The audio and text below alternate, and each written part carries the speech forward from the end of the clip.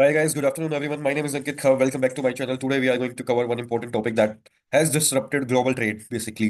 Reciprocal tariff जो US ने finally impose कर दिया उस डेट पे उससे क्या इम्पैक्ट हुआ, किस कंट्री पे ऊपर कितना आया है, इसके बारे में अपन डिस्कशन करेंगे। होपफुली आप सारे बढ़िया होंगे।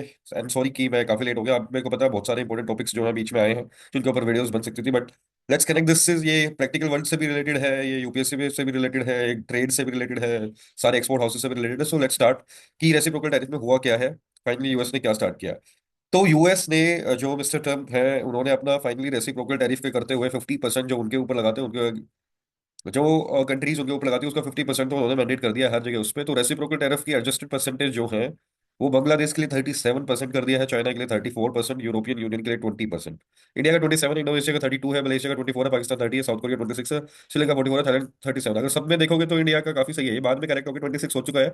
सिर्फ अपने से नीचे मलेशिया, बाकी सबके ऊपर अच्छा खासा लगाया। अब जो टोटल टैरिफ जो पेएबल है by Indian export to US percentage, agriculture और मीट प्रोसेस्ड फूड्स में अब वो 33% देने लगेंगे। ऐसे ही ऑटोमोबाइल में 26%, डायमंड गोल्ड में 29%, केमिकल में 28%, फार्मा में 0.1%। एक्चुअली यूजुअली इंपोर्टर करता है बट उसकी कॉस्ट में अंदर वो मैन्युफैक्चरर की कॉस्ट के अंदर वो इम्पैक्ट होता है। तो इस करके ये मैन्युफैक्चरर को सारी चीजों का ध्यान रखना पड़ता है, तभी वो अपने प्रोडक्ट को वहां के सामने वाले के सेल्फ पे जो है रख पाएगा। तो सेकेंडली क्या है, वहाँ पे इन्फ्लेशन बढ़ेगी और थोड़ी सी स्लो डाउन हो जाएगी इकोनॉमी, तो उससे बहुत सारा मेजर इम्पैक्ट होगा। इलेक्ट्रिकल और इकोनॉमिक्स के लिए 27.41, मेरा जो है टेक्सटाइल एंड क्लोथिंग में बिजनेस रहता है तो 36% के आसपास ये है। सो पहले अभी 27 थी तो एडिशनल क्या है, पहले 6 थी तो ये पहले 9 थी तो ये 36% हो गया। सो ये था। इसमें चाइना और यूरोप जो है वो रिटेलिएशन के लिए बोल रहे हैं, ऑस्ट्रेलिया जापान भी बोल रहा है। तो अभी देखते हैं इसके फर्दर क्या है, किसमें क्या क्या हुआ है। तो जो ये mix bag for India 27% tariff और मिक्स बैग फॉर कि भाई हम हमें एडवांटेज भी है क्योंकि बाकी नेबरिंग कंट्रीज से जो है हमारा कम है, जो मैन्युफैक्चरिंग हब भी है। तो उससे हम इतने ओवर कॉम्पिटेंट, मतलब हम इनकम्पिटेंट नहीं रहेंगे, हम कॉम्पिटेंट रहेंगे तो हमारे पास हमारा स्लोली एंड स्टडली सही चलेगा। बट अभी फॉर द टाइमिंग चार at least for 2 month I would say, जब तक सिचुएशन क्लियर नहीं होती तब तक स्लो डाउन आ जाएगा, और which which impact our GDP growth as well. So इस पे बेसिस पे जो है 27% टैरिफ को इम्पोज किया गया इंडिया में, जो डोनाल्ड ट्रंप की रेसिप्रोकल टैरिफ पॉलिसी थी जिसने 60 कंट्रीज को जो है वो अफेक्ट किया है, जिसकी रेंज है 10 to 50% में उन्होंने एडिशनली टैरिफ लगाया। इंडिया ने फेसिस 27% है, जो कि आज के न्यूज़पेपर के हिसाब से 26% हो चुका है। एग्जिस्टिंग 3.3% था, हर एक प्रोडक्ट के लिए डिफरेंट डिफरेंट था। तो टेक्सटाइल के लिए जैसे 9% था तो 27.9 जो है 36% हो गया अभी। बट एक रिड्यूस कर दोगे तो 35% है।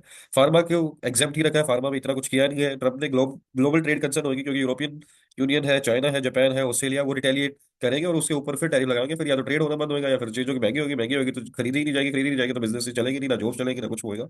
तो इसका इंपैक्ट तो काफी मेजर रहेगा। अटिल कोई बैठ के बायलेटरल ट्रेड एग्रीमेंट करता है तो इंडिया और यूएस का ऐसा सेटलमेंट हो जाएगा, बट यूएस को ग्लोबली ही एक्टिव रहना पड़ेगा, तो उसके बेसिस पे कुछ ना कुछ मीटिंग्स होगी। तो अभी क्लैरिटी आने में चीजों का टाइम लगेगा और तभी ऑर्डर प्लेसिंग वगैरह होगी, तो सारे मुद्दे और डीप डिस्कशन अपन करेंगे। इंडिया की जीडीपी ग्रोथ में भी जो मैं बोल रहा था 0.5 to 0.6% डिक्लाइन होगा, जो कि काफी ह्यूज होता है। 3 लाख करोड़ से ऊपर की इकोनॉमी हो चुकी है अभी अपनी। जो सेक्टर्स है टेक्सटाइल, गारमेंट, इलेक्ट्रॉनिक्स कह रहे हैं बेनिफिट हो सकता है क्योंकि शिफ्टिंग सप्लाई चेन्स हो जाएगी। लेकिन ऑटोमोबाइल, स्टील और एल्यूमिनियम के लिए जो है इश्यूज हो जाएंगे। इंडिया का ट्रेड सरप्लस जो है यूएस के साथ $45.7 बिलियन है, विच इज गुड। ये ही है जहां से अपने को सबसे ज्यादा पैसा आता है एक्चुअल में, यूएस डॉलर के यूज से।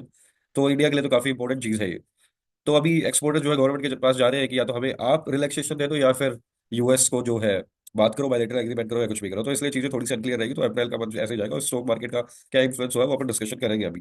तो सब sector apparel, leather, chemical, furniture क्या है बेनिफिट हो सकते हैं क्योंकि बाकियों के ऊपर जो मेन प्रोड्यूसिंग कंट्री और जो सप्लाई करता है वहां पे ज्यादा लगा दिया है तो अपन कंपेटेटिव हो जाएंगे। और यूएस ने रिड्यूसिंग टैरिफ का भी डिस्कशन स्टार्ट किया है कि अगर इंडिया जो है US economic and security concern की पॉलिसी के ऊपर काम करता है तो फिर जो है टैरिफ भी रिड्यूस हो सकता है। अब textile exporter stitch up an edge over की कंपटीटर्स। आप देखोगे टोटल टेक्सटाइल का और अपैरल का इंपोर्ट जो यूएस करती है वो $108 बिलियन करती है, जिसमें अपैरल जो है वो $79 बिलियन है, विच इज ह्यूज है उनसे। तो $79 बिलियन में से इंडिया सिर्फ 5 बिलियन करता है, बांग्लादेश जो है 7 बिलियन करता है, वियतनाम 15 बिलियन करता है और चाइना 17 बिलियन करता है। तो you can just imagine that कि एग्जिस्टिंग टैरिफ जो है ये 27, 37 और 40 हो गए हैं जो नए हैं। तो न्यूअर टैरिफ ये हो जाएंगे क्योंकि ये अभी इस रेंज में है। तो इंडिया जो है एटलीस्ट बांग्लादेश और वियतनाम से तो कम्पिटेटिव हो ही जाएगा। तो इंडिया के लिए एडेड एडवांटेज है, इसलिए ये बता रहे हैं। होपफुली अपन ने ये सारे पॉइंट्स डिस्कशन कर लिए। तो इंडिया के टेक्सटाइल एक्सपोर्टर्स जो है may benefit industry leader question that the global trade dynamics and competitor response will से आगे आने वाले टाइम में पता लगेगा, बट अभी के हिसाब से इंडिया की सिचुएशन इतनी बुरी नहीं है। जेम्स और ज्वेलरी पे थोड़ा बड़ा हिट हुआ है। उसमें क्या है कि जेम्स एंड ज्वेलरी में रेसिप्रोकल टैरिफ लगने के बाद जो टोटल ड्यूटी रेंज होगी वो 32 से 34% हो चुकी है। और डायमंड की जो प्रीवियसली जीरो टैरिफ थी अब 27% हो गया, तो इनके उसमें काफी हो गया क्योंकि थाईलैंड जो है, थाईलैंड भी इसका प्रोड्यूसर है, वो चीपर चीप प्रोवाइड करती है, तो 36% टैरिफ में भी इंडिया जो है इसका ज्यादा है, और इसके पास 27% ही है, तब भी इंडिया इनकम्पिटेंट हो जाएगी जेम्स ज्वेलरी में, और जो कि $10 बिलियन का बिजनेस प्रोवाइड करवा सेल करती है, बेसिकली रेवेन्यू जनरेट करके देती है इंडिया को। तो $4 बिलियन ज्वेलरी से, तो $6 बिलियन डायमंड्स के, तो यहाँ पे चिंताजनक है। तो इनके जो 5 मिलियन पीपल है इंडियन जेम्स ज्वेलरी का, तो इंडस्ट्री पे काफी साइड इफेक्ट भी होगा। ड्रग मेकर्स के लिए काफी सही है। इसमें यूएस टैरिफ सेल्फ को मिस्टर राजन जी ने ये बोला है कि भाई उन्होंने ड्रग्स के ऊपर नहीं किया, तो यानी उनकी हेल्थ के ऊपर तो कोई इशू रहेगा नहीं, बट ये सेल्फ गोल है कि अपनी हेल्थ को बचा लिया और फिर लोगों की हेल्थ डेटोरेट कर रहे हैं, क्योंकि वहाँ पे बिजनेस ही नहीं चलेगा तो एम्प्लॉयमेंट नहीं होगी। तो उस बेसिस पे राजन जी ने यही कहा है कि यूएस टैरिफ जो है ये एक सेल्फ गोल है, ग्लोबलाइजेशन वाली चीज नहीं है, this is not a right thing. आप देखोगे अराउंड 71 बिलियन जो है फाइनेंशियल ईयर 21 में किया था, पहुंचते पहुंचते 80 बिलियन पे पहुंच गए थे, और इस बार भी इतना 80 बिलियन का क्रॉस कर दिया गया होगा। तो वो सारा का सारा जो है 6,601 जो है $1 बिलियन है बेसिकली। सो यहाँ पे जो है यूएस को ऐसे एज ए ड्रग सस्ती चाहिए और अपनी हेल्थ को कॉस्टली नहीं बनाना, तो इसलिए उन्होंने इसके ऊपर नहीं लगाया। सो इंडिया जो है सप्लाई करती है 47% of the US generic market, काफी बड़ा शेयर है। Well amount to $8.7 billion annually, $8.7 billion करती है वो, और for only 6% of total pharma imports, जो कि 6% ऑफ फार्मा इंपोर्ट में दिखाती है, with shared goal of reaching $500 billion in trade. Bilateral trade relationship में इंडिया का और यूएस का जो है आगे का जो गोल है वो है कि $500 बिलियन। अभी तो $150 बिलियन के अराउंड अबाउट कर रहा है, तो अभी तो काफी दूर है, बट ऐसी सिचुएशन आ जाएगी तो कैसे होगा। तो इसी में जो फॉर्मर आरबीआई गवर्नर है क्रिटिसाइज किया है यूएस के टैरिफ को, बोला है कि ये सेल्फ गोल है और ये raise cost that will raise the cost for the American consumers and reduce their demands indirectly hurting US businesses. सही बात भी है।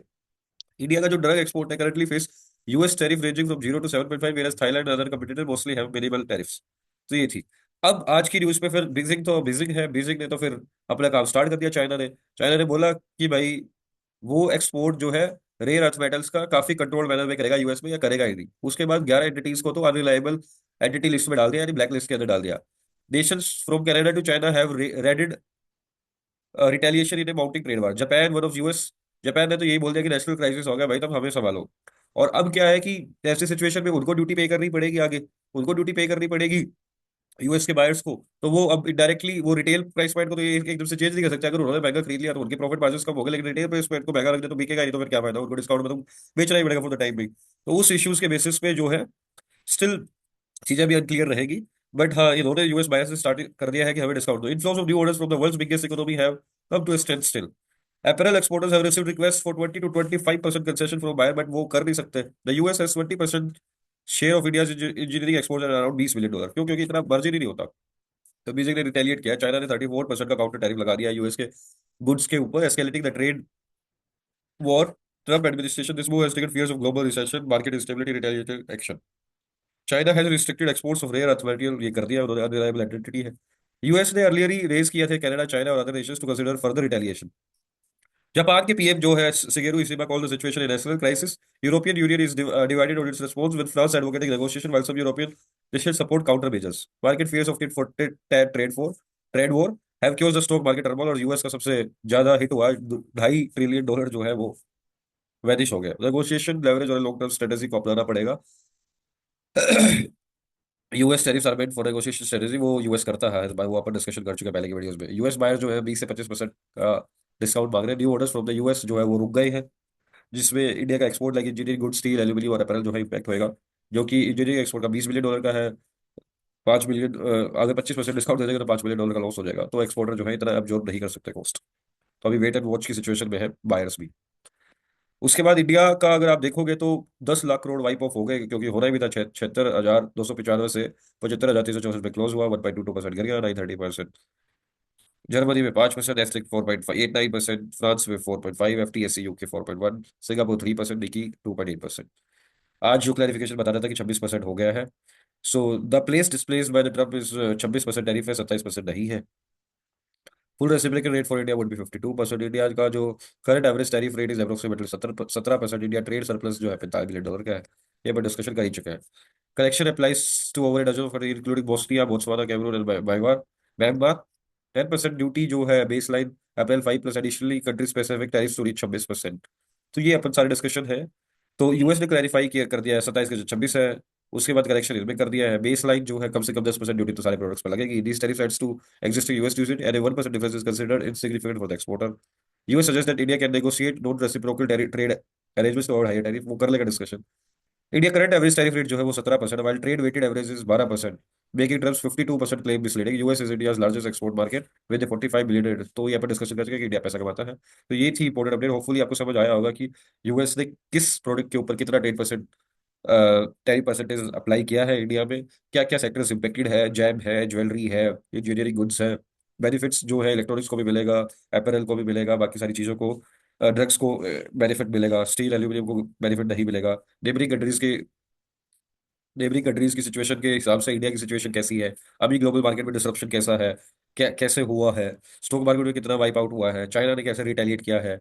तो अभी अनसर्टेनिटी है, तो उसके बेसिस पे चीजें समझ में आएगी कैसे प्रोसीड करेंगे। ये थी important updates. Thank you, bye bye, take care.